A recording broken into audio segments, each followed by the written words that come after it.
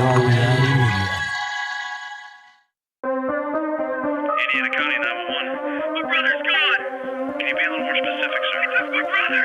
Who took him? I don't know who took him. I don't know what. Sir, take a breath. Explain to me what happened. And I looked out and there was this big red blinking UFO. I can just say this. Something's going on in the woods. Something's going on. They're not dogs. They're not coyotes. What could it be, right? I had an encounter with a skunk ape, and it completely altered the course of my life. I found a skull. Are you guys going to want to come build this? Put him out. Put him out. Put him out. Put him out. Put him out. Put him out. I just see it. Sightings of a UFO hovering over a barn. Millie woke up from a dream, and when I went into the bedroom, she said there's a monster on the wall. They saw that the creature had run through a barbed wire fence. They were able to obtain hairs. They sent the hairs to their lab, and it came back as an unknown creature.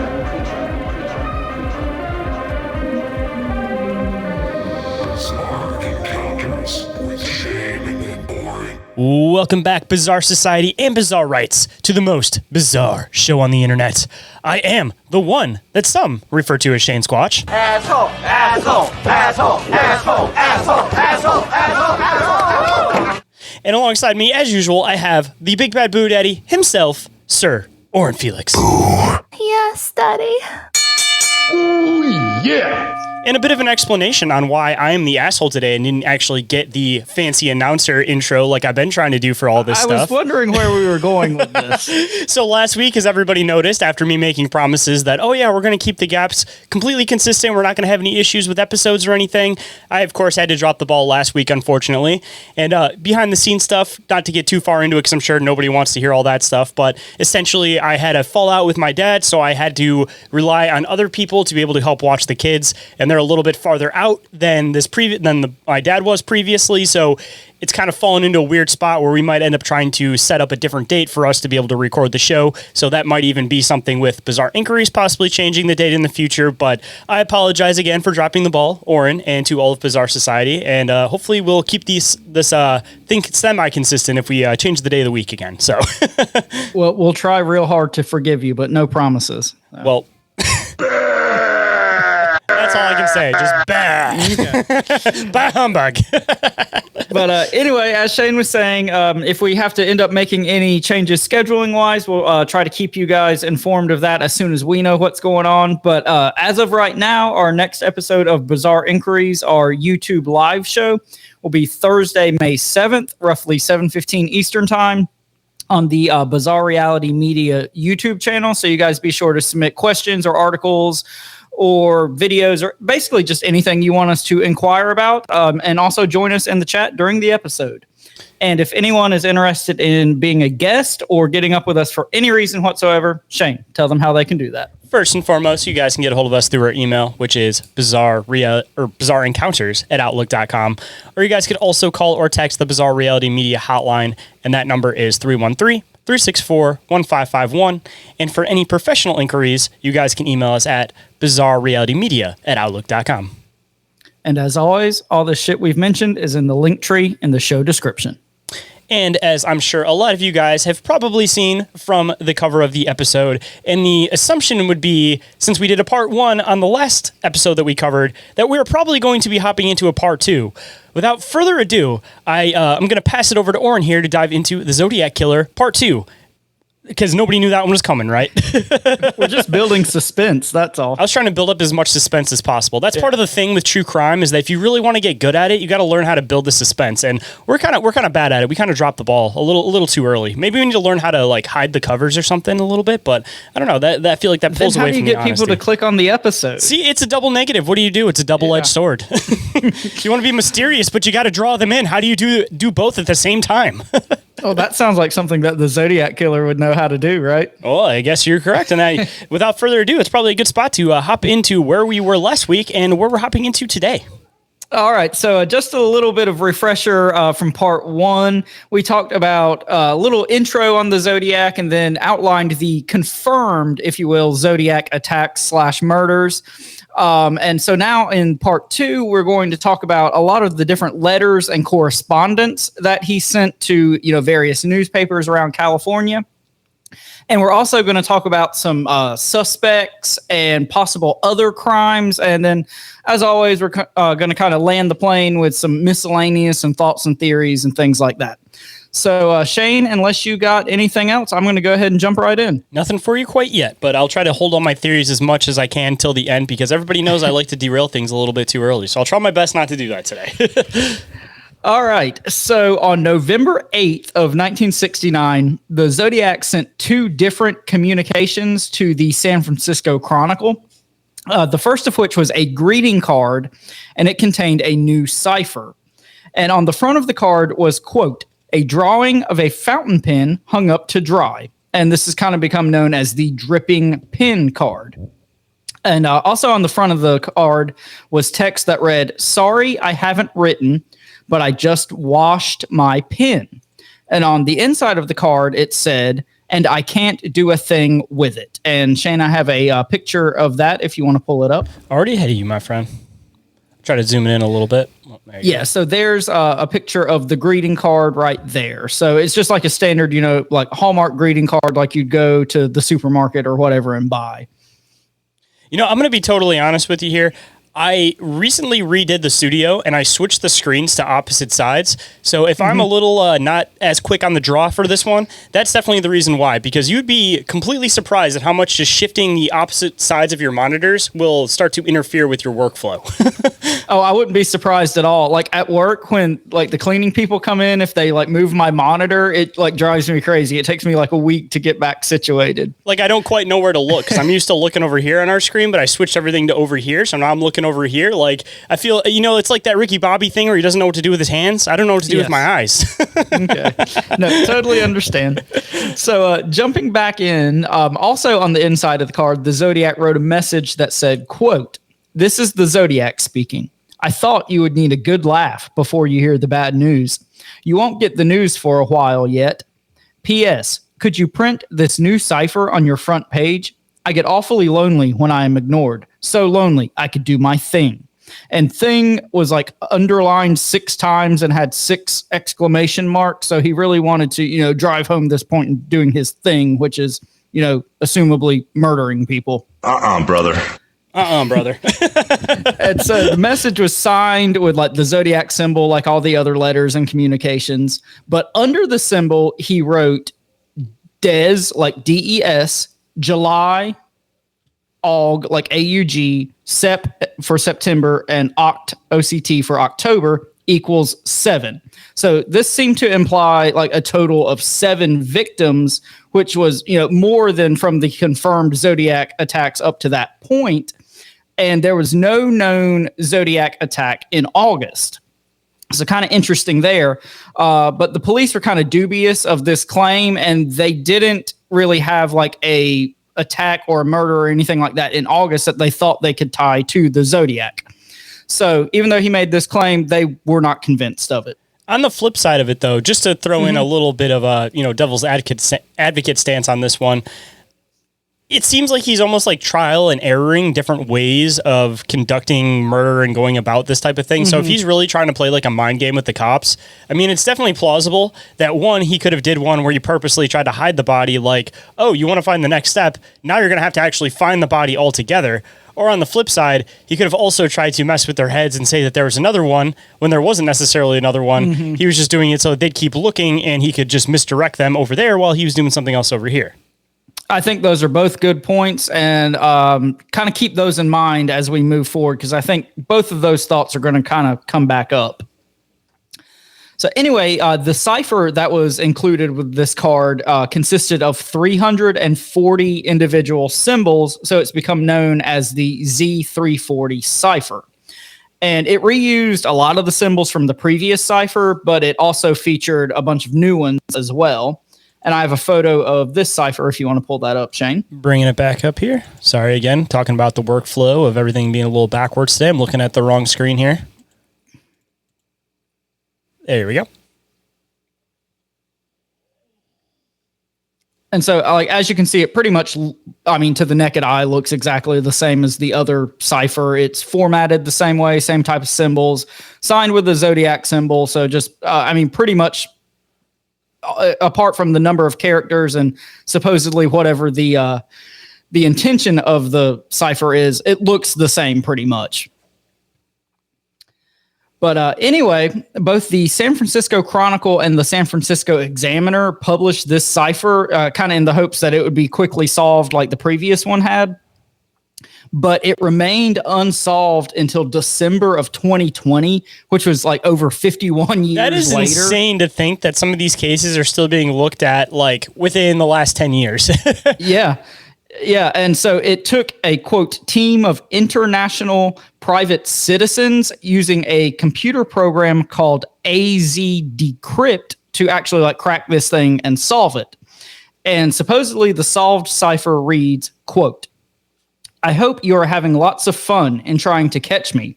That wasn't me on the TV show, which brings up a point about me. I am not afraid of the gas chamber because it will send me to paradise all the sooner, because I now have enough slaves to work for me, where everyone else has nothing when they reach paradise, so they are afraid of death. I am not afraid because I know that my life will be an easy one, in paradise. And this also contains a lot of like misspellings and grammatical errors and stuff. So it's kind of hard to read like as interpreted, but you can pretty much get the point across. Which is a weird thing to think about then, because it seems like a lot of his other coding has been intentionally written into spelling things incorrectly. So just something to think about. You already have something that needs to be that you have to use a cipher to try to break down. And then on top of that, there could also be another layer of coding inside of that he's trying to purposely spell things wrong so that there's a second layer in that. And it seems like, honestly, this guy, the way that he thinks, would probably think like that. Because the more you dive into this, the more I'm still convinced that whether or not he was aware of it or directly somebody that was involved in the experiments, I still feel like something that has to do with this guy's psyche was involved with something with MKUltra. Well, and kind of to your point, when we were talking about the previous cipher, you know, the last 18 characters could not be solved by the same key that solved the rest of the cipher. So yeah, kind of a cipher and a cipher like you were talking about. And a lot of these misspellings and grammatical errors, I think it's very possible could be some sort of secondary cipher or puzzle that he hid within these communications and these main ciphers. Something weird to think about. He could literally be using one of them as a code for a cipher to create a code for the cipher that could be used to create the code for the next cipher. And it could just continuously go down the chain where you essentially can't use the first code for the third cipher because figuring out the cipher in the second code would give you the code for the next cipher. That would happen in the third one. Like, who knows how deep this guy got in the layers of this stuff? Because like you said, barely any of these ciphers have really been figured out up to now still. So it's like, who knows how deep he could really have gone with this stuff. Yeah, and obviously, like, the key for the first cipher did not solve this one because it took them 50-some years to solve it. So, like, the key for all of these is different. So it's not like it's a light bulb moment. You crack one code and you crack them all. But anyway, so jumping back in, the second communication that he sent was a 7-page letter. And it contained a small piece of Paul Stein's blood-stained shirt. And if you'll remember from part 1, Paul Stein was the last confirmed victim of the Zodiac. And in the letter, he threatened to blow up a school bus. And he even included like a hand-drawn diagram of the alleged bomb that he was going to build. So this has become known as the bus bomb letter. And I have a picture of that as well, Shane, if you want to pull that up. Bringing that up now. It seems very reminiscent of the Bath, what would you call it exactly? I guess you would call it like a school massacre. I don't know if you're familiar with this one, but it happened in like the early 1900s in Bath County, Michigan. And basically... I don't think I'm familiar with it. So this guy... felt like he'd been like screwed over by the town and everything. He felt like his farm was getting screwed over and they were taking all this money to try to like get rid of like single house schools and create like a consolidated school. So he ended up getting involved with the board with this consolidated school and he ended up basically filling up the entire school with a bunch of like dynamite and explosives and stuff like that. And he also made references on how he was going to basically like pick kids off the bus and stuff like that too, because he showed up to the site once the explosion happened with like a rifle and stuff. But it almost kind of seems like the Zodiac may have been inspired possibly by that crime because, I mean, at the early 1900s going into, 1970s when this was happening, I'm sure that the whole school shooting idea wasn't as dominant as it is nowadays. So there was very little reference as far as people actually opening fire or, taking action against school kids. Well, and you certainly assume that, the Zodiac, somebody with that thought process and those desires would know about things like that. So, I mean, I think that's a really interesting thought, kind of almost like a copycat killer in a way. In a weird way, too. I mean, if he's just sending these letters in and he doesn't necessarily isn't necessarily conducting these crimes at the time, I don't know if they could figure out where their letters go back, but making references like that could almost be like references to like where he might be hiding out at. You know what I mean? Oh, we're going to get into a lot of that kind of stuff later, so keep that on the back burner. But so also in this letter, the Zodiac was kind of antagonistic toward the police, and he said that he did indeed encounter 2 police officers like after he shot Paul Stein. And if you guys will remember from part 1, there was like a miscommunication with the police dispatcher, and so they, instead of saying they were looking for a white man in black or dark clothing, they said they were looking for a black man. So the police probably stopped and talked to the Zodiac, but since he's a white guy, they just let him go. So pretty crazy, but just like the Dahmer thing, I think I mentioned that on the last episode. Yeah, that exactly. There was a few crimes that, like one of the main ones, where there was that younger kid where he was like drilling into his head and he ended up running out and everything. Some of the other neighbors had actually found the boy, tried to call the police. The police eventually showed up after hours and hours of not showing up. And when they do show up, there's 2 African American younger girls, and then there's Dahmer himself, like an older white guy, and they completely believed him, didn't take any of the belief from like the 2 girls that were talking, even telling that the younger guy was completely messed up. Like Dahmer said he was his boyfriend and just slid him in, like taking advantage of an opportunity, I guess, unfortunately. Yeah, and I mean, it just shows you kind of there's nothing new under the sun as far as like profiling and police stuff, and not going to touch on all those hot button issues, but there's definitely a lot to that.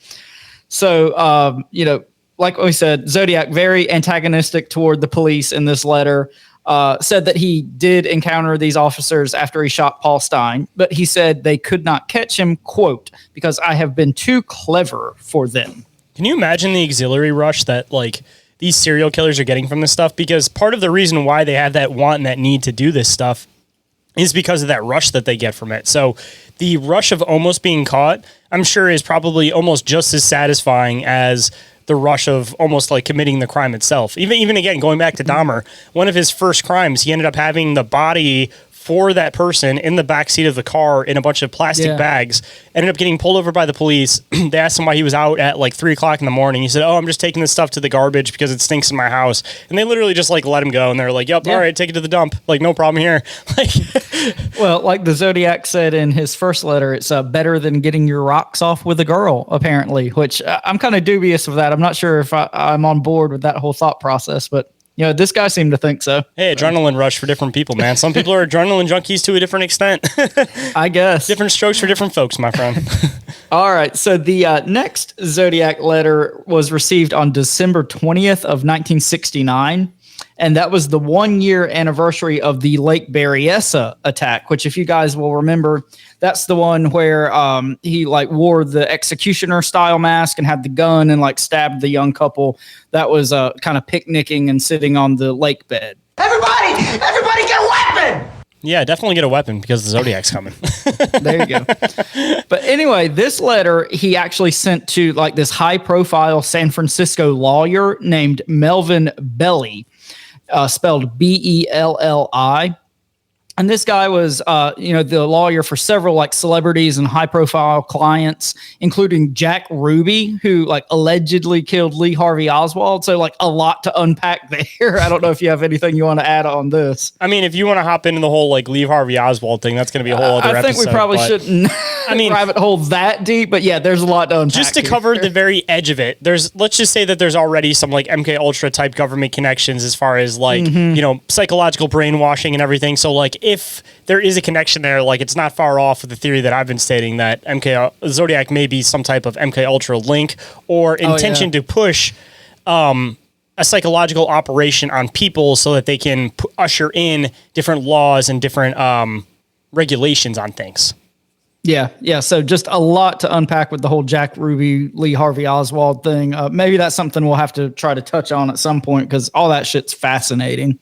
Dude, honestly, it seems like we've opened up the whole can of worms on conspiracies and everything like that. So honestly, I feel like it might be a fun thing to cover at some point, especially because I know that there was some recent documents that came out, not that they really gave out any type of like real information, but I almost kind of feel like with today's context on what's been happening with these different assassination attempts, assassinations like of Charlie Kirk, for example, we might end up uncovering some stuff that we might be able to connect with at least modern day stuff versus covering something that everybody's kind of covered a bunch of times. So you listeners out there, let us know if you want us to talk about some more stuff like this, like conspiracies and assassination attempt. It kind of like ties in with a lot of stuff we've talked about anyway. So definitely let us know if you guys are interested in that. Speaking of conspiracies, actually, my topic that I'm going to bring for Bizarre Inquiries next week, one of the topics is going to be something that continues on partially with your whole Chester Bennington episode. So just something to look forward to for all the listeners out there. I think that for anybody that's a millennial, you guys will definitely enjoy what I'm going to be bringing for you guys next week. Well, I'm eagerly anticipating that one. Well, that'll be tomorrow, actually, after this episode drops. So just tomorrow for all the listeners out there. All right. So also in this letter, the Zodiac included another piece of Paul Stein's shirt. And he wrote directly to this Melvin Belly fellow. And he said, quote, "Please help me. I'm drowning. I cannot remain in control much longer." And on December 29th, the San Francisco Chronicle published this like response letter from Melvin Belly. And in this letter, he like kind of offered to meet with and assist, quote unquote, the Zodiac, which is, of course, just a way to like get this guy to come in so they could arrest him. But anyway, there was no further attempts made to contact Belly. And in the letter, the Zodiac also referred to an alleged 8th victim, but the police continued to be dubious of his, ever increasing victim counts. So moving on April the 20th of 1970, the Zodiac sent another letter to the San Francisco Chronicle. And in this one, he kind of reiterated the whole bus bomb threat. And at that point, it had still not been released to the public. But he did include like an updated diagram of the bomb. And I have a photo of that. So, very similar to the previous bus bomb letter. I just thought I'd add this one so you guys could see. It's kind of a simplified version of the first drawing, diagram, schematic, whatever you want to call it. With a little bit more detail, because he actually has some text to try to add a little bit of detail. Yeah, but the actual diagram seems to have like less moving parts. So I haven't like dissected this and I don't know how to make bombs. So I don't know like how accurate either one of these things are. I don't think that you should say that you might want to, or you may potentially learn how to make bombs on this podcast because you never know who might be watching. Nothing to see here, federal government. Nothing to see here at all. Just a magical fiasco. Yep. So in this letter, he also upped his victim count to 10. But it's most notable for including the phrase, "My name is," followed by another short cipher. And so this letter has become known as the "My name is" letter.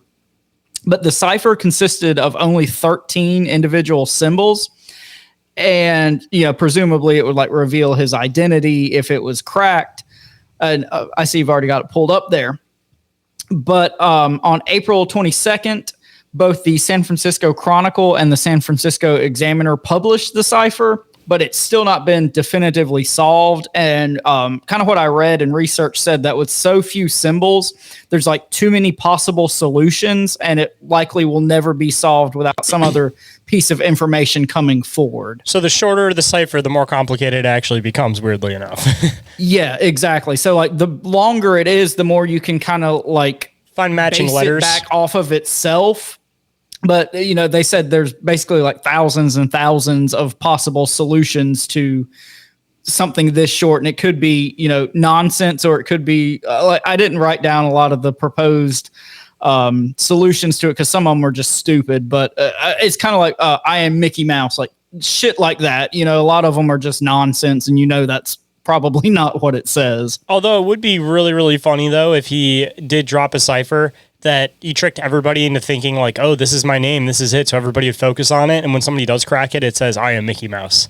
Or it said like D's nuts or something. Yeah, exactly. It's like the old school version of saying that, because what not a better person to try to make a joke out of than saying that you're a cartoon character from, back in the well, that would have been popular still in the 1970s. So it makes sense. All right. So moving on, the next Zodiac communication came on April 28th of 1970. So this is only 8 days after the previous one, which is the My Name Is letter. And this one was another greeting card that he mailed to the San Francisco Chronicle.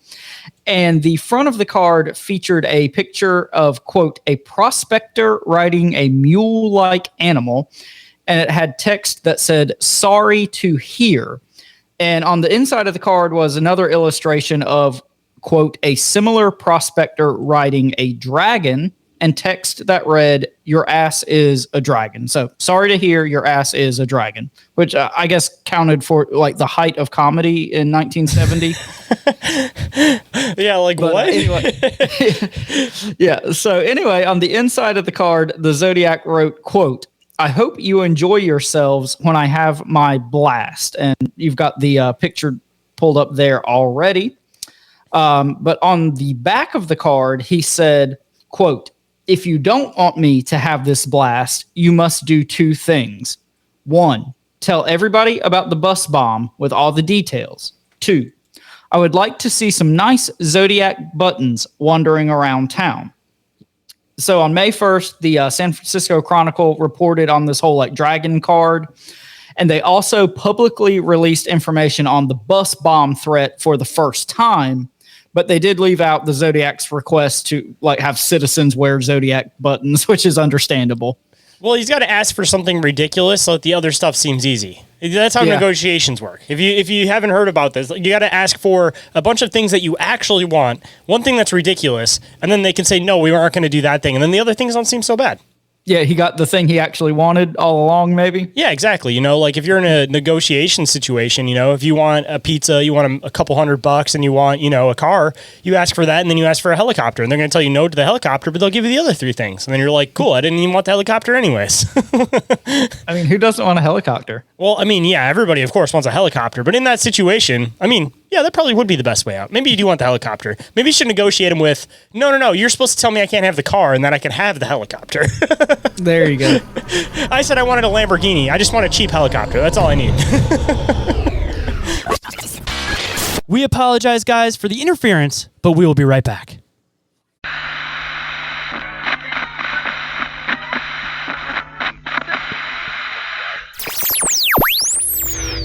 And now back to the show. All right, so jumping back in, on June 26th of 1970, the Zodiac sent yet another letter to the San Francisco Chronicle, and this one read, quote, this is the Zodiac speaking. I have become very upset with the people of San Fran Bay Area. They have not complied with my wishes for them to wear some nice Zodiac buttons. I promised to punish them if they did not comply by annihilating a full school bus, but now school is out for the summer. So I punished them in another way. I shot a man sitting in a parked car with a .38, end quote. And if you guys will remember, a .38 caliber weapon was something that he used in the previous attacks. And this whole, shooting a man in a parked car with a .38 seems to be referencing the murder of a police officer that took place a couple of weeks prior to him sending this letter. But for whatever reason, like the police did not believe that the Zodiac actually committed that murder. So, here he is again, possibly claiming, murders and a death toll that he was not all the way responsible for, because his alleged victim count in this letter was 12. So, each correspondence, he just keeps upping that death total. I mean, there could also be a number within that code, just to throw that one in too, that he could be intentionally saying wrong numbers, because maybe the difference within the numbers is something that has to do with the code. Not to get into a whole rabbit hole of this stuff, because again, you could go in a million different directions, because you never know how somebody else could potentially think. You think you're like onto something. It's like the Da Vinci Code or something, but it's like, you never know. And there's just no ending to these rabbit holes. As soon as you think you got one thing figured out, something else comes out of left field and you're like, oh my God, no, that's it. So like I said, I just had to cut this off at 2 parts, because I could have easily made this like a 10-part series, and this is all I did for the rest of the year was just do Zodiac stuff. And I mean, shit, just to think about this too, if there is any kind of government link in with this operation, I mean, everybody's like, oh, the government's dumb, they can't pull things off. But I mean, if they are trying to conduct some type of super secret or operation, it would make sense to layer things. I mean, that almost kind of goes into like the compartmentalization of different ideas. Like if everybody thinks something's different is going on, then it just makes it that much easier to actually hide what's actually going on. And if they intentionally knew that they were going to try to use this for whatever ploy that they were trying to use it for, like I was kind of saying on the last episode, they throw in all of these different like character types of somebody that could have religious crimes, somebody that could have like repressed gay emotional crimes. Like it almost kind of seems like there's so many different like stereotypes. It almost kind of seems like whoever this person is almost like didn't even label the Zodiac after themselves, but they almost like labeled the profile after like other people they may have been interested in, which also gets weird into that whole bus thing that it's like, all right, was this guy just researching into killers before the whole serial killer craze actually happened, and he was just trying to create a mixed profile so they'd never know what direction to go in? Because that definitely seems plausible too, and it seems like if there are serial killers that aren't being caught nowadays, that's probably some of the tactics they're probably using, on top of of course, never keeping a trophy. I think that's an interesting thought, because a lot of the confirmed kills, all apart from the Paul Stein one, really were like, you could kind of see like a sexual motivation in them, and like killing little kids coming off of a school bus. There's not really like a blatant sexual motivation in that. So yeah, it could have just been something to throw everybody off. Who knows? Or even on the flip side of it, I mean, if there is also the narrative that they are potentially trying to, again, push in different types of like laws and regulations, maybe here was the original purpose and it started to work. And then they're like, all right, maybe we can, branch out and include some other things in this. And maybe that's when things started getting weird and stopped making sense, is because they kind of fell off in the original purpose and they started trying to include and wrap other things into it because, people that were working in the operation maybe knew that like, all right, this is all bullshit, so let's see how far we can possibly stretch it out. I'm going to get into some of my thoughts about that kind of at the end with thoughts and theories. And not to say bullshit like the victims didn't get killed or anything like that, but just in the aspect of like this was a ploy and it was intentional, not to take any credit away from anybody that got murdered in, the wave of the Zodiac Killer, of course, or any family members that may be out there listening. Who knows? Hey, I would be honored and absolutely surprised if any Zodiac family members are listening to this, but if you are, thank you guys. But anyway, so that was special for them. So anyway, in this letter, the Zodiac also included a 32 symbol cipher. So of course, this one has become known as the Z32 cipher. And this was the 4th and final cipher that he actually sent. And I've got a picture of this one if you want to pull that up. Bringing it up right now. There you go. See it? Not quite yet. There we go. So you can see this is a very short cipher as well. So a little bit longer than the previous one we talked about, but nowhere near as long as the first two. I see an omega symbol. We at least know one thing in there. So also included with this letter was a postscript that read, quote, "The map coupled with this code," meaning the one we were just looking at, "will tell you where the bomb is set. You have until next fall to dig it up."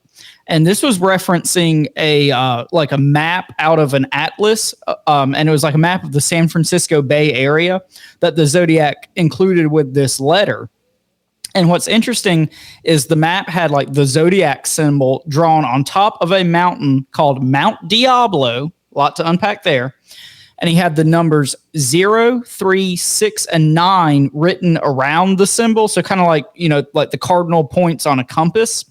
And if you can zoom in on the kind of right part of the image there, you can see where he wrote kind of these crosshairs with the different numbers on top of this Mount Diablo location.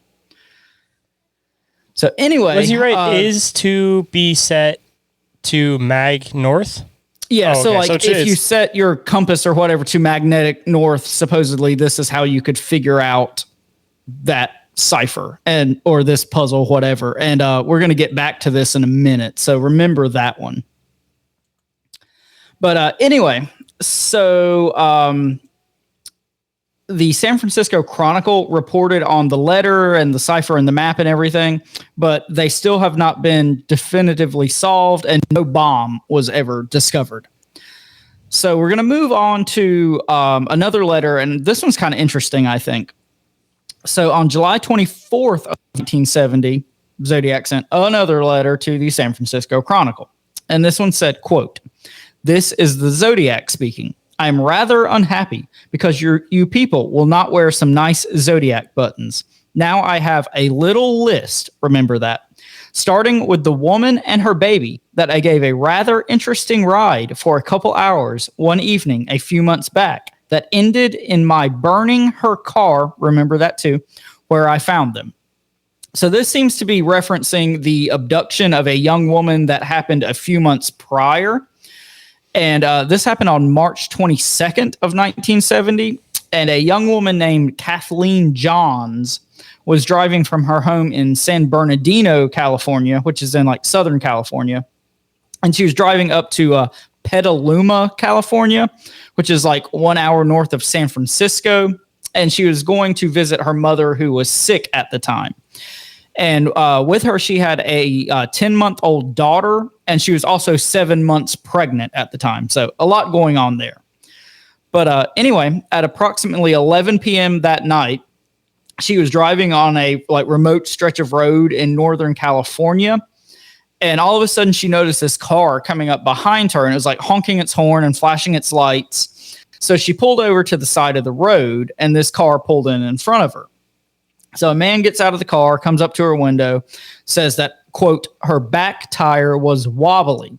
And the man offers to fix the tire. Kathleen agrees. A few minutes later, the man comes back, tells her that the tire's fixed. He gets in his car and drives away.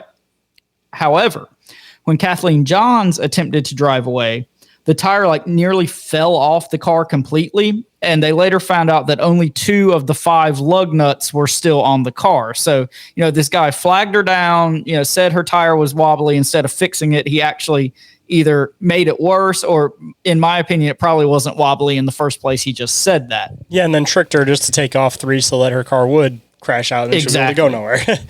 And piggybacking off of that, he then like returned a few minutes later. So how did he know this was going to happen if he didn't do it himself? And offered to give her a ride to a nearby gas station. So she agreed, and her 10-month-old daughter just randomly got into this dude's car, which all this is just fucking nuts by today's standards. Yeah, I was going to say, back then, not so weird. Hitchhiking was still a normal thing back then. But, I mean, the reason why it's not normal is because of some of these serial killers, like the dating game killer, because of for example. shit like this and Charles Manson. And dating game killer, like another prime example. Yeah. Yeah. So do you have anything else to add, Shane, before I jump back in? No, you can keep going. Okay. So a little bit later, the man drove past this like alleged gas station that he was going to stop at. And he turned to Kathleen and said, quote, "You know you're going to die.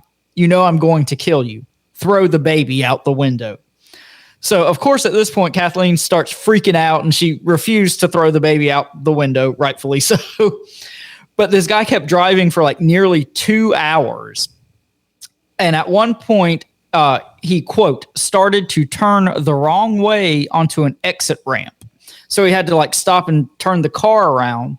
At this point, Kathleen Johns grabbed her daughter and jumped out of the car and ran into this nearby field and hid in an irrigation ditch. So the man got out of his vehicle and began searching for her with a flashlight. And remember, the Zodiac used a flashlight in some of the other attacks. But as he was searching for her, an 18-wheeler drove by. And I guess like the driver saw this whole scene, and he stopped the truck and got out to see what was going on. And at that point, the man, attacker, Zodiac, whatever you call him, got back in his car and like sped off. So at that point, Kathleen Johns came out of hiding, and the 18-wheeler driver took her to a nearby police station. And while she was being interviewed, she noticed the composite sketch of the Zodiac hanging on the wall. And she said, quote, "Oh my God, that's him."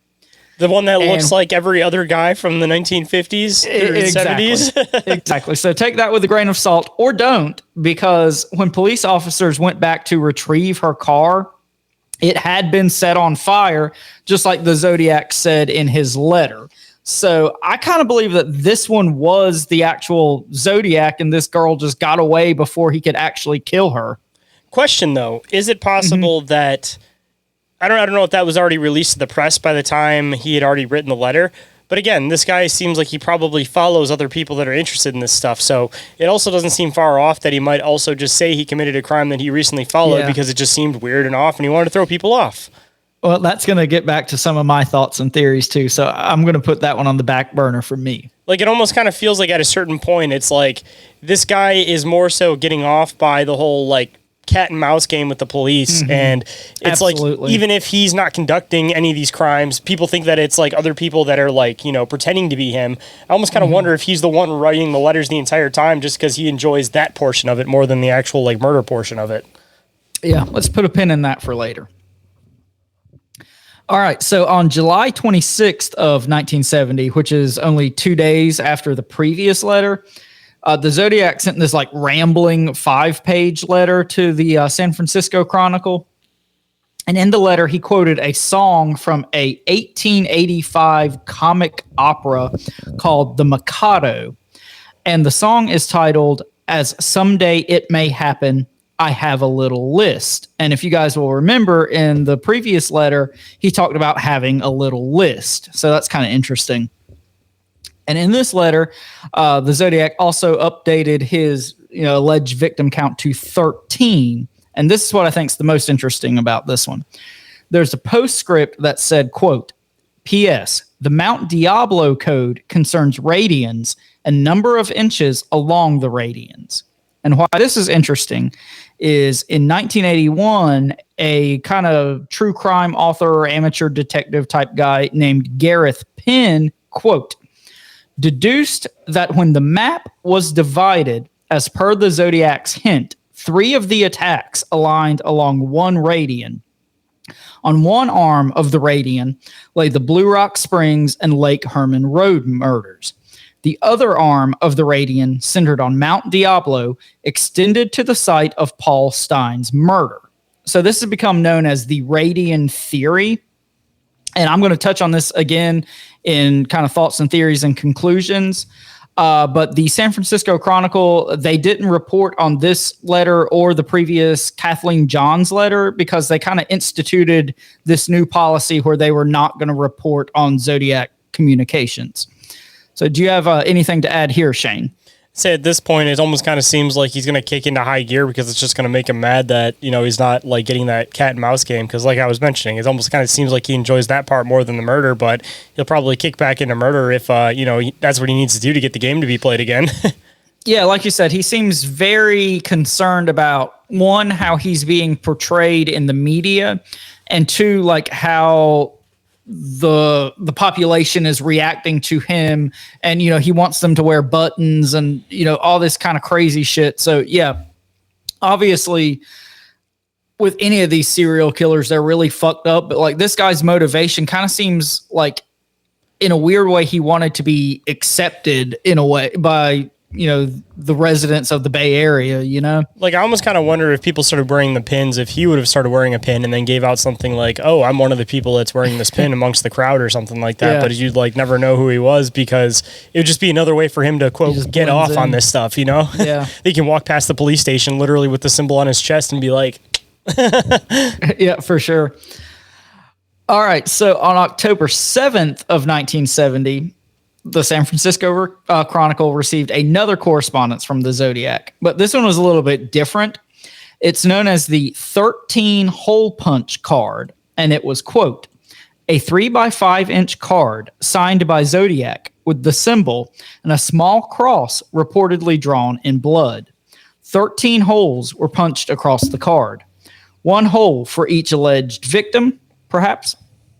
And its message was formed by pasting type from the Chronicle." And you've got the picture pulled up there, so you can see this is obviously just like a black and white copy of the original, but it's got the hole punches on the side, and then the text is like cut out of the newspaper and pasted on there. So like just prototypical serial killer shit there. With upside down text, of course, because that always adds a creepier effect to it. Absolutely. So, this just looks like something out of Seven or Saw or, any movie you've ever seen. This looks like something out of it. Well, it had to have gotten inspired from somewhere. Exactly. So the San Francisco Police Department kind of inspected this card, and they determined that it was highly probable that it did come from the Zodiac. And they decided to break this like newly instituted policy, and they reported on this 13 hole punch card and also the Kathleen Johns letter and the Mikado letter. So they kind of got up to speed and reported on everything at that point. All right, guys, we got to take another break. We'll be right back.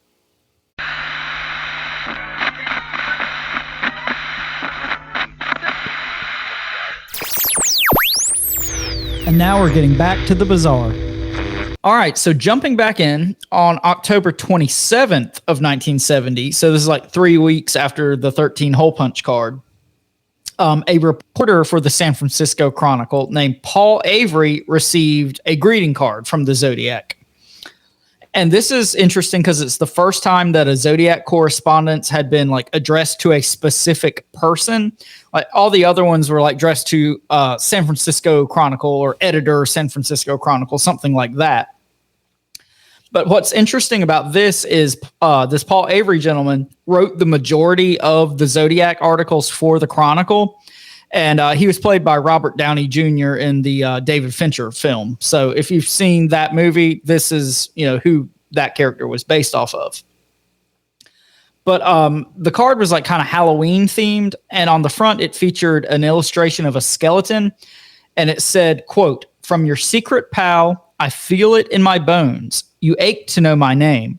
And so I'll clue you in." And the inside of the card had another picture of a skeleton. And then it read, quote, "But then why spoil the game? Happy Halloween." And also on the inside, the Zodiac wrote 14. So presumably, alleging to a 14th victim. And he signed it with the Zodiac symbol and this other strange symbol that you don't really see on any of the other communications. But what I think is most interesting about this one is on the back of the card, he wrote the words paradise and slaves kind of arranged into a cross pattern. And surrounding that were the phrases by fire, by gun, by knife, and by rope. And Shane, do you have anything to add on this since you've got it pulled up? I just wanted to state the fact that it's just like a weird thing to think about, that a bunch of these like old Hallmark cards, a bunch of these like old images, like they're just something that somebody created intending to be just something for Halloween, just a standard decoration that people forget about eventually after time. But it's funny how certain serial killers will use these things and they become like immortalized as this creepy thing when they were like never necessarily intended to be. Like, looking at this without the context of being from the Zodiac, like this isn't creepy at all. You're just like, oh, it's just some kid's Halloween decoration. But, even reading the little like, I feel it in my bones, you ache to know my name, and I'll cue you in.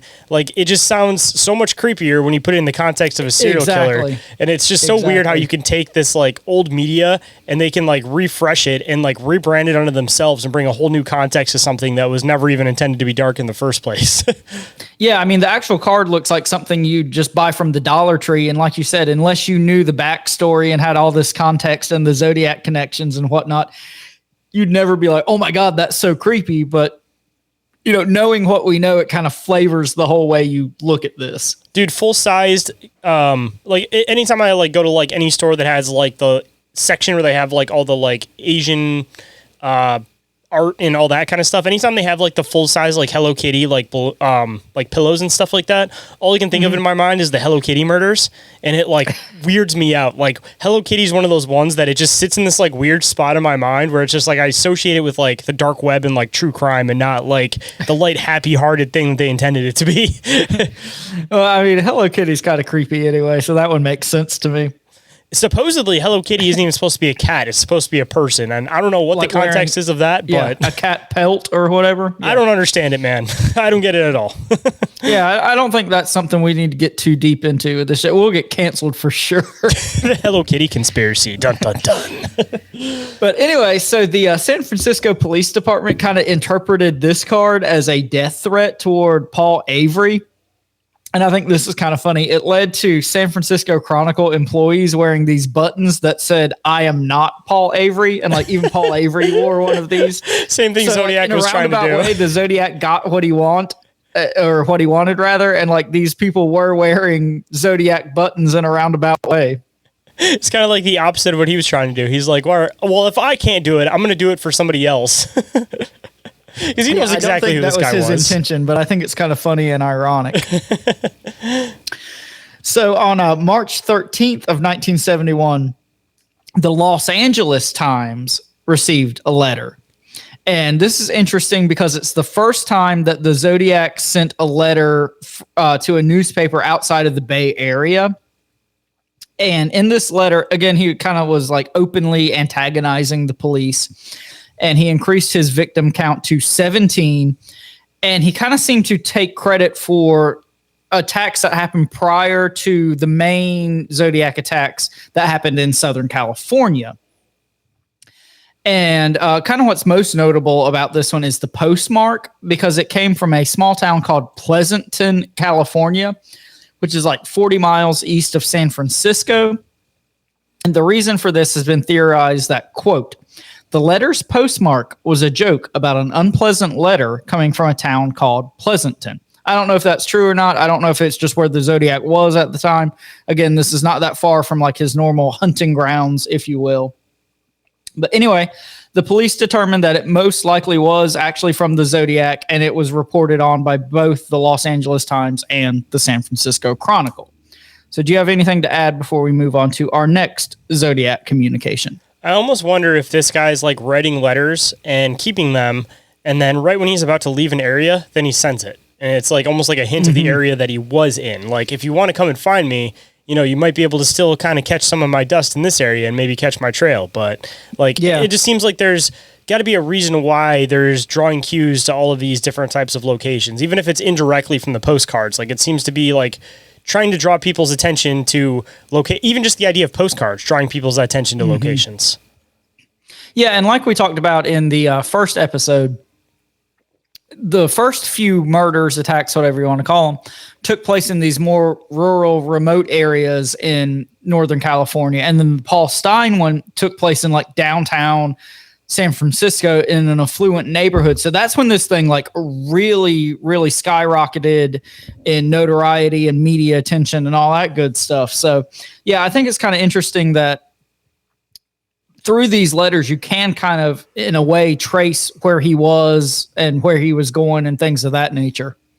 See, I feel like at this point, considering this was in the 70s, the guy was, let's just say he was already in his 20s, in the late 70s. At least, probably, yeah. This guy is probably not around anymore, if not very close to not being around anymore. So, unfortunately, you'll never catch him. And if you have any more cards that come in or any more letters, you know that it's probably not him. Or maybe, just maybe. I feel like if this guy is really that drawn into it, maybe you'll get one more card before he's about to be on his deathbed. And maybe it'll be something where like the cipher will be figured out when he's not around anymore. Well, we're going to touch on some of that kind of stuff later. But the next kind of Zodiac correspondence that was received came on March 22nd of 1971. And this is another postcard that he sent to the San Francisco Chronicle. And on the front of the postcard, he had glued an image of, quote, a ski village nestled in the woods. And this image came from an advertisement for like a condominium community. And it was called Forest Pines. And it was located near Lake Tahoe, which is like just over the Nevada border. So like the California and Nevada border. And it's kind of interesting that this advertisement was featured in the San Francisco Chronicle. So the Zodiac obviously like saw this ad in the Chronicle and then, you know, cut out this picture and sent it to the Chronicle. But also glued to the postcard were like different words and phrases, including peek through the pines, pass Lake Tahoe areas, and Sierra Club. And you've got the picture pulled up there. But this led to the San Francisco Police Department speculating that the Zodiac was claiming responsibility for the disappearance of a young woman named Donna Lass, Lass. And this occurred like several months before. But she worked at a hotel and casino called the Sahara Hotel, and it was in Lake Tahoe. So, kind of putting those pieces together, that's why the police thought that, this was the Zodiac saying, I did this, similar to what he did with the Kathleen Johns letter. The irony that he might be getting his locations and his next move of the next place that he's going to from the newspaper. That he's constantly sending these things into. So it's almost just like this, again, I guarantee you this guy's getting off on playing this cat and mouse game more than anything. Absolutely.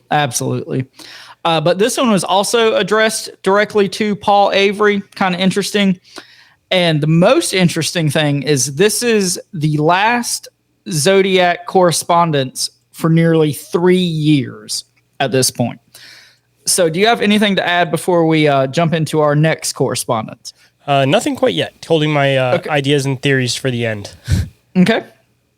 So on January 29th of 1974, so again, almost 3 years later, the San Francisco Chronicle received another letter from the Zodiac. And this was a short one-page letter. And it started with, quote, I saw and think The Exorcist was the best satirical comedy that I have ever seen. And the letter also included a quote from the Mikado. So the same as like the Mikado letter with the whole little list thing. And at this point, he updated his victim count to 37. So in the, nearly 3 years in between, he killed allegedly 20 more people because his last count was 17 and this one it's 37. In all fairness, considering that this was 70s, 80s, and there was all of these like highway killers and all of these like hitchhiker killers that their counts were getting up to like 100 and something before they even got caught. Like the dating game killer, as I mentioned, he was already in the hundreds before he was even on the dating game to just get that little like rush of like, oh, you almost caught me. Like it would not surprise me at all if his numbers were what he was saying they were, especially if that previous case where he picked up that girl where he, oh, your tires are wobbly and disconnected her tires and did that whole thing. Like it wouldn't shock me at all that there's probably a lot more cases and they were just never figured out because again, it's like what direction you go if this guy is constantly moving around this area. It's like you don't know where to necessarily face the blame to. And on top of that too, if this guy doesn't have any connections to any of his victims, it's like where do you even start at? Yeah. So, I mean, kind of piggybacking off of everything you just said, because I think those are all great points. This was the last confirmed correspondence to use the Zodiac persona. But like for the next several years, the San Francisco Chronicle and various newspapers around the country received multiple letters and correspondence that either didn't use the Zodiac persona or claimed to be the Zodiac, but couldn't be confirmed. So there's a lot of other stuff out there that we don't know if it was the Zodiac. And going back to, the 37 victims that he claimed, he could still only be conclusively connected to the original, 4 or 5 attacks that we talked about in episode 1. But it's been estimated that he probably had as many as 49 victims. So going back to your point, like here in the 60s and 70s, it's so easy for these guys to just go from one town to the next, and you never really piece all this together till years and years after the fact, if at all. And I mean, something that a lot of people probably don't actually think about because of the way things work nowadays, especially even the internet and everything.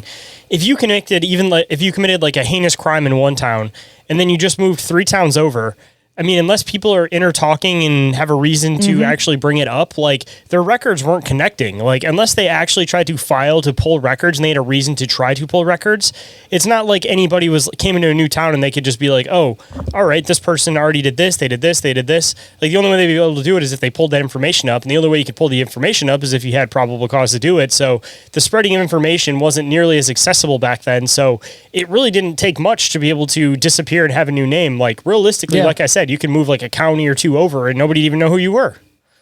Well, and that was a point that I kind of saw in my research about the whole Kathleen Johns, the attempted, well, he did abduct the woman and her baby, but she got away. But anyway, they're saying, she was from Southern California. She was going to Northern California with media and, things like that, how they were at that time. She was not that familiar with the whole Zodiac concept. So when she saw the the composite sketch in the police station, that's when she was like, oh my God, that's him. But she, was not familiar with the case and had not seen that sketch up until that time. So yeah, like you said, it's, I think like a Chris Rock joke or something, like in the 60s, you just had to like move 2 towns over and you could have a whole new family, but it's like that same kind of concept, I mean, honestly, even back in like the like when we were kids, man, if something happens at your school, somebody could literally just go to another school in the same district, and for the most part, like nobody knows or remembers. But nowadays, it's like you do something stupid, everything's recorded, and everybody's fully aware of it, and it shifts to the next town over. And honestly, that's exactly what it is. Is the internet age is a blessing and a curse at the same time, because you get no privacy, but on the other side, people that do heinous things also can't hide in the dark for very long. Yeah, definitely a double-edged sword. So kind of like we were saying, it's been speculated that the Zodiac was responsible for several other attacks. A lot of them supposedly in Southern California before the main wave of attacks, and also Northern California during and after the main wave. And I'm not going to get into a lot of these just for time's sake, but there's a lot of like crazy murders and crimes that have a lot of weird connections to the Zodiac case. So, if you guys out there want me to put together like a part 3 of this with like different possible crimes and different possible suspects and things like that, I'd be happy to do that. Just for time wise, I wanted to keep this as streamlined as possible. So you guys definitely let us know if that's something you'd be interested in moving forward. Hold that thought. We'll be right back after this brief commercial break.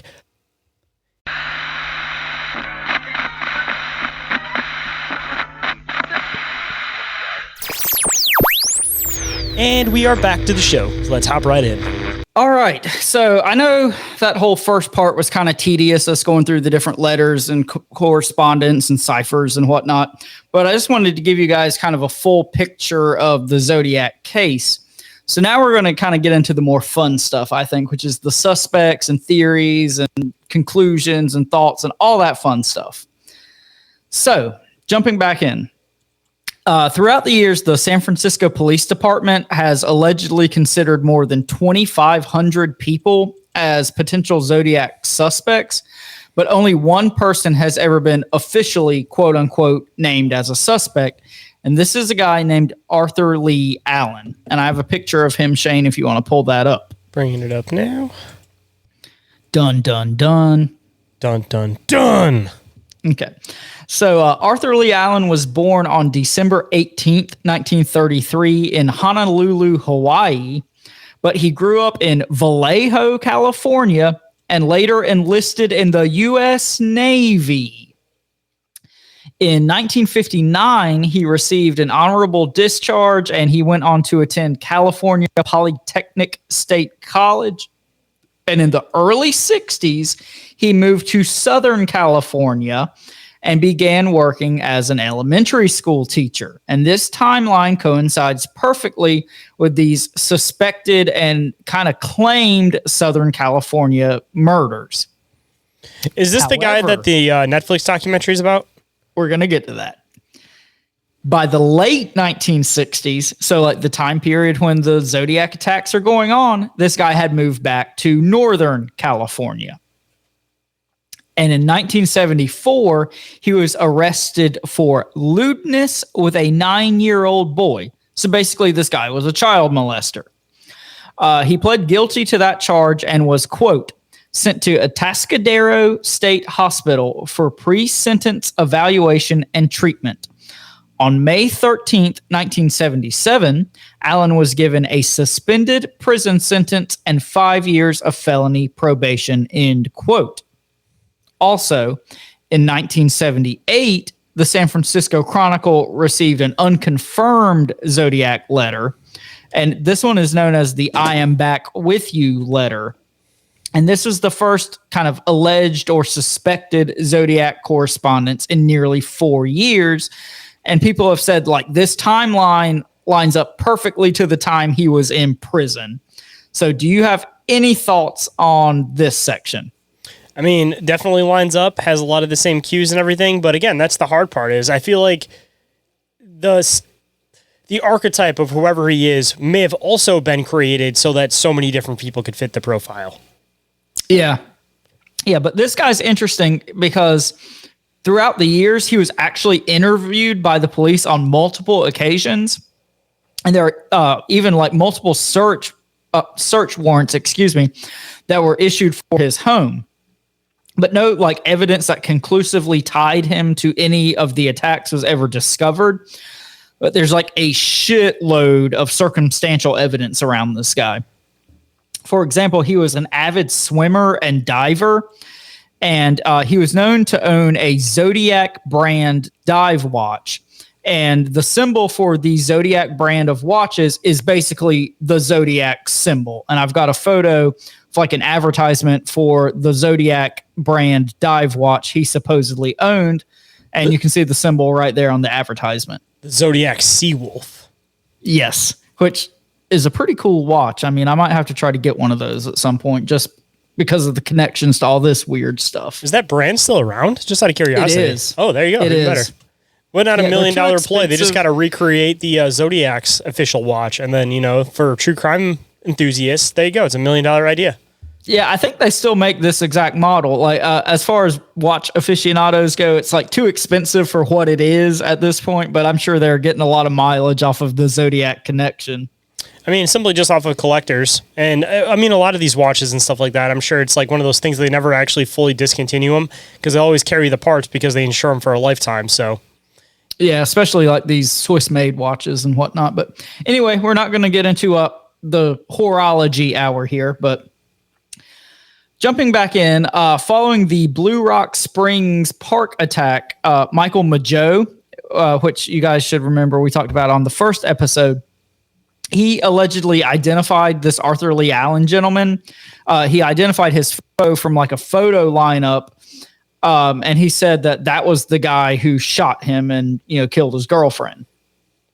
And kind of rounding this out, supposedly a lot of Arthur Lee Allen's like friends, acquaintances, what have you, said that he referred to himself as the Zodiac, and he just like repeatedly stated this desire to kill people and about like how he wanted to write a book about a serial killer and like all this crazy shit.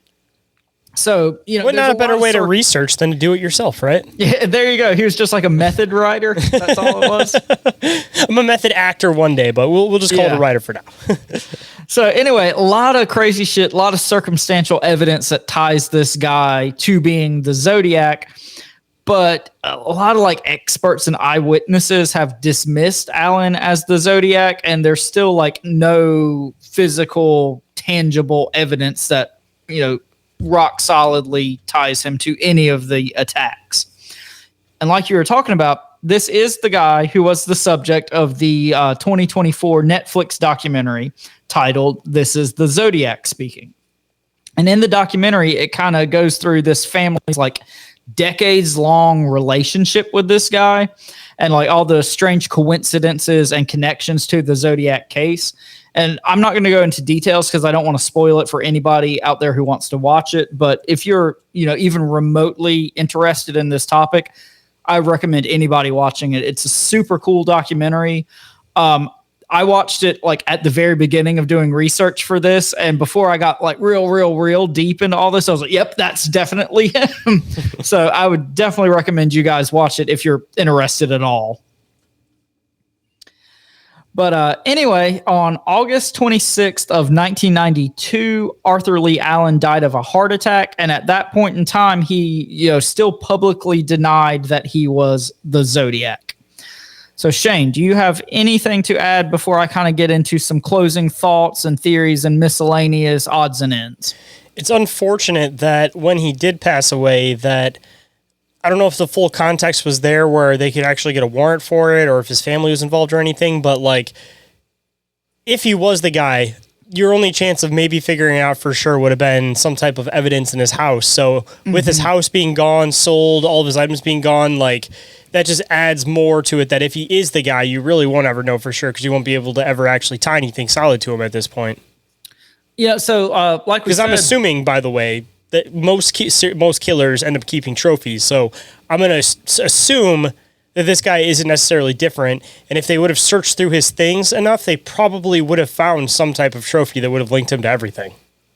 Well, like we said, he had, several different interviews with the police throughout the years, several different search warrants for his property.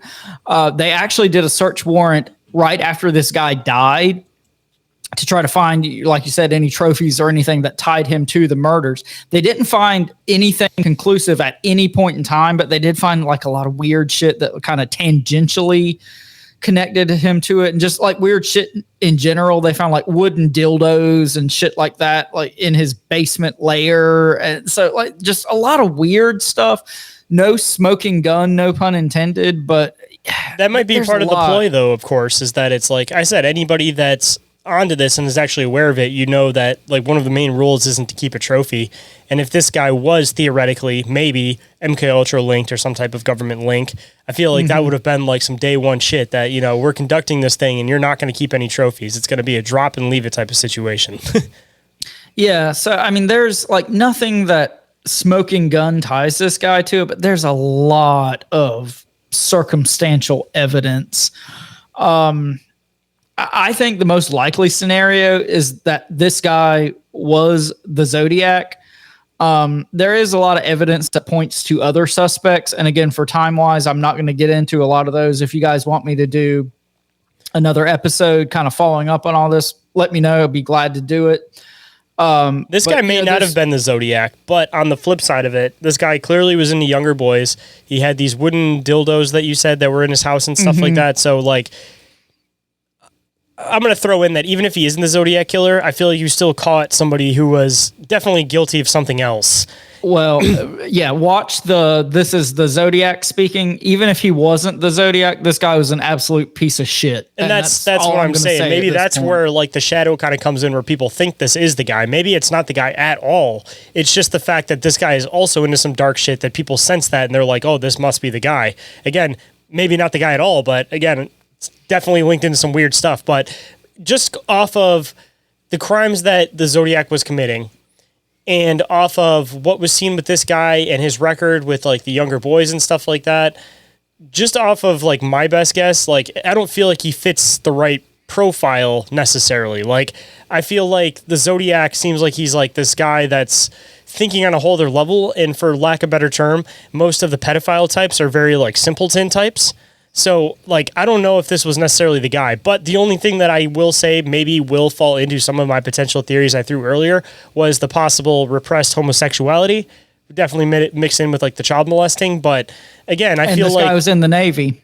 Yeah, and this guy was in the Navy and stuff like that, but at the same time, though, too, it's like, I don't know, I feel like there's more layers to this. Like, if there was a molestation effect to the Zodiac Killer, like there would have been some type of like hinkling or something to it, unless, again, going back, maybe this guy was potentially psyoped into playing something and he had his own interest, but he was also playing this other character. Because once you get into the whole concept of like mind splitting, maybe this guy is a simpleton by day and some type of trained assassin by night, and the simpleton by day isn't aware of that trained assassin that night. It's like a Black Widow type situation going on. Exactly. I mean, when you really break down like the satanic ritual abuse and like the ancient Babylonian like mind splitting and stuff like that, like it's not just like this disassociation. It's like you split the mind into like 4 quadrants. And when you split the mind into 4 quadrants, it functions completely differently with this like whole disassociation to function and do things.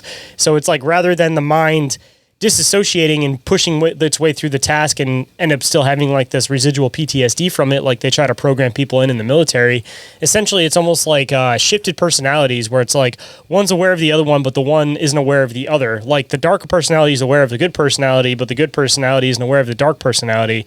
But when you break the mind down into that group, that dark personality isn't a disassociation. It's something that actually gets like involved in whatever the crime is. And that's where you get into like the MKUltra stuff of like the honeypots and all that kind of stuff, because clearly you're never going to get a kid that's going to be all down to conduct sexual activities with an adult. But if you break this mind into basically like, here's the child and on the other side here's this like night siren, then essentially they're functioning on a totally different framework than what you would actually think they are. Because again, it's not disassociation. It's almost like dealing with 2 different people living in the same mind. And it's probably like the closest you can get to like this whole split personality thing, because I don't think that's ever really been fully medically proven or seen to the capacity that you see it in movies. But the whole like theoretical idea behind mind splitting, which I'm sure that, you know, there probably is something to it, definitely breaks down into essentially like the split personality type of concept. Yeah, I mean, there's, like we said repeatedly, there's so much to unpack in this case. There's so many different angles you can go at it with.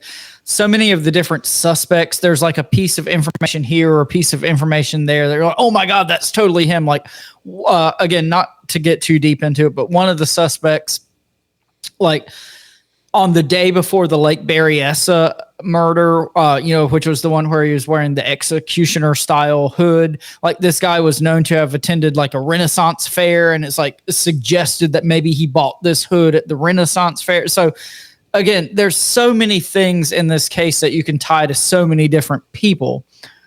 All that being said, Shayn, I would really, really encourage you to watch the documentary if at all possible. It's super interesting. I'd be really interested to hear your thoughts after watching it, because, again, after doing extensive research on this, I'm not 100% convinced that Arthur Lee Allen is the guy.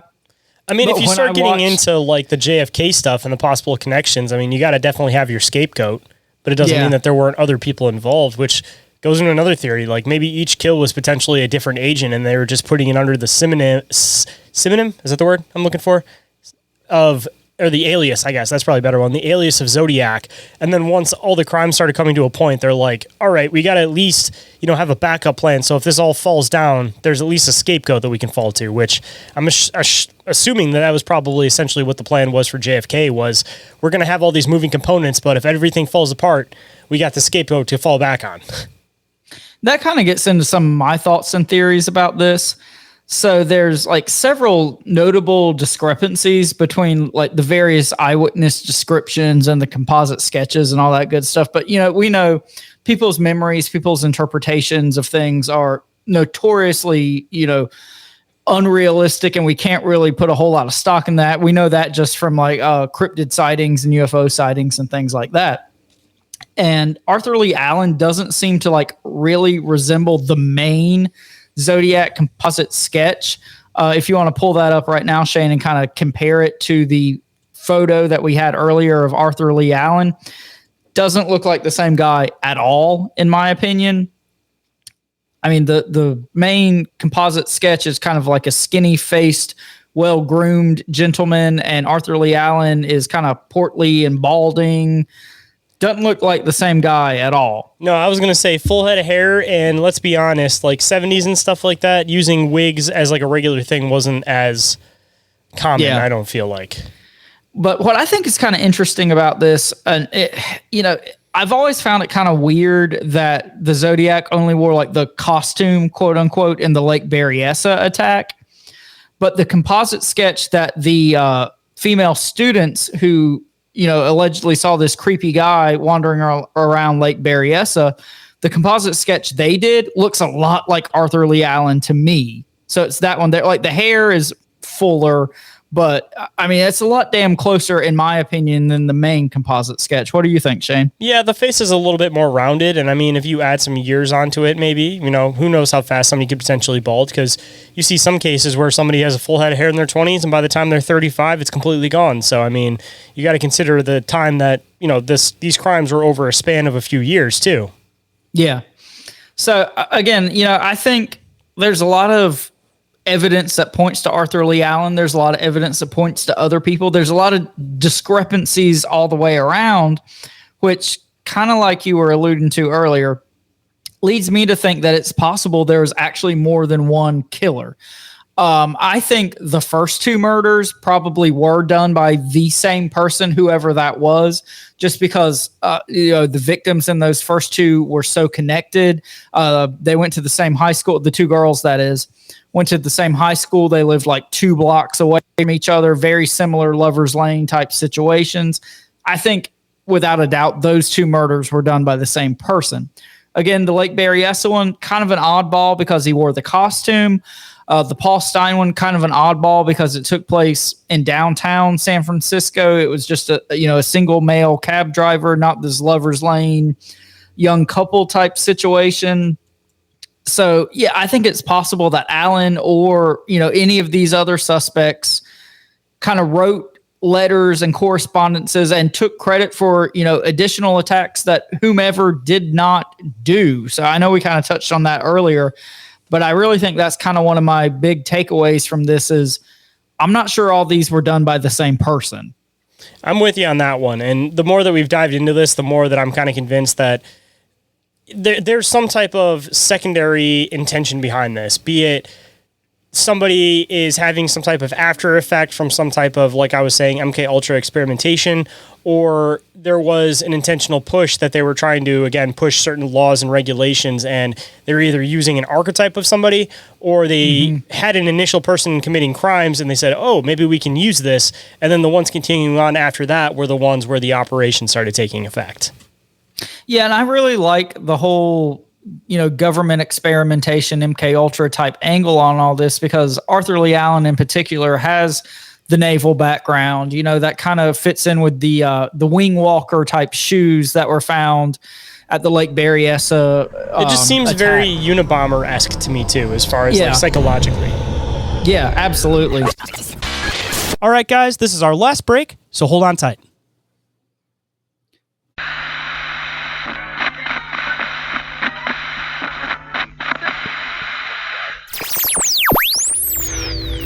And now back to the show. So I'm going to get a little bizarre here to close out the episode. Do you have anything to add, Shane, before I jump all the way into the bizarre end of the pool? Well, I don't think this is the right place for that. I don't think that this isn't the place to get bizarre, man. I don't know where you got that idea from. I don't know why you think that's okay around here, but maybe we don't. The name of the show. We don't do that bizarre thing here, man. So anyway, I could not do this whole 2-episode extravaganza that I've spent months researching and not get a little weird. So what I think is super bizarre about this whole Zodiac Killer situation is how much it kind of ties into stuff we've talked about on the show. Because all of the confirmed being the keyword there, so like the ones we talked about in part 1, the confirmed Zodiac attacks, all of them happened near lovers' lanes, man-made bodies of water, or like military-type bases and installations, which we know are hotspots for paranormal activity and UFO sightings, cryptid sightings, all sort of high strangeness. And we talk all the time about how these type locations, is there something there? Are these locations picked because of, the veil being thinner or something like that? Is there something to the earth being disturbed and some sort of portal, gateway, whatever you want to call it, is opened? And I think this kind of brings back thoughts that we talk about all the time about like energy and magnetism in these type of locations. And, if this thinning veil or this energy and magnetism and ley lines and things like that can, make a fucking cryptid appear, is it possible that it can make people who are like weak-minded and crazy do crazy, weak-minded things? Like or even be inspired by it too, because just to throw in to continue with what you were saying, like there's this, I covered it recently on one of the episodes of like Inquiries, but for just try to sum it up to not take away too far from your point and stuff like that. Yeah, go ahead. Essentially, like these architects will start doing these like occult designs in the middle of downtown cities, and it's not necessarily that they were like aware of it. It's just that like something from the location or something with the ley line almost had something that needed to be done in this place. So it used the person as almost like a vessel for these things to happen there. So kind of continuing on with your idea, but from a different perspective of not necessarily a weak-minded individual, but rather that there's something that influences the mind or inspires the mind when in these particular areas.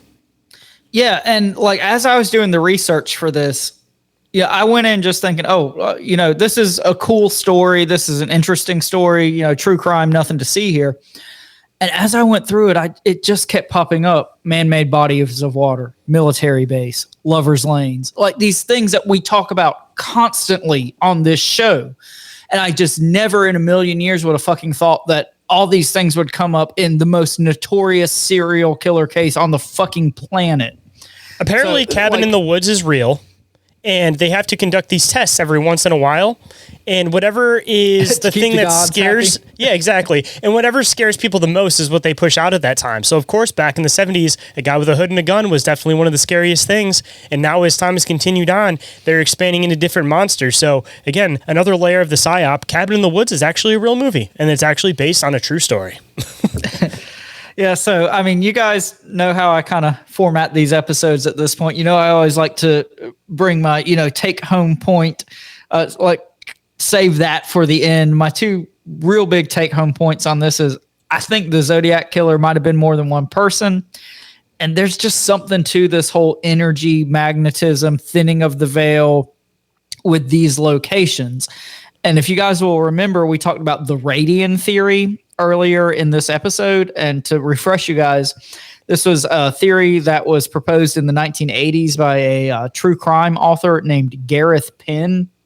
And he talks about how like the Zodiac Killer might have selected the murder sites along like this geometric radian that was connected to this Mount Diablo location, which gets back to ideas of like, mountains are places where traditionally you commune with the gods. And we've talked about several times about how locations with like devil and things like that in the name are known for Sasquatch activities. Just so much to unpack there. But this guy, kind of suggested that these locations were deliberately chosen to create like this geometric pattern, which goes back to a lot of things you were saying, Shayn, in the first episode, where a lot of the killer's motivations seem to be very well thought out till he like got into the heat of the moment. So maybe like the locations were well thought out, but like the victims and the killings, maybe not so much. But that also adds another layer to like the grand design idea that I was mentioning, that something was like inspired to happen in this particular area, because one,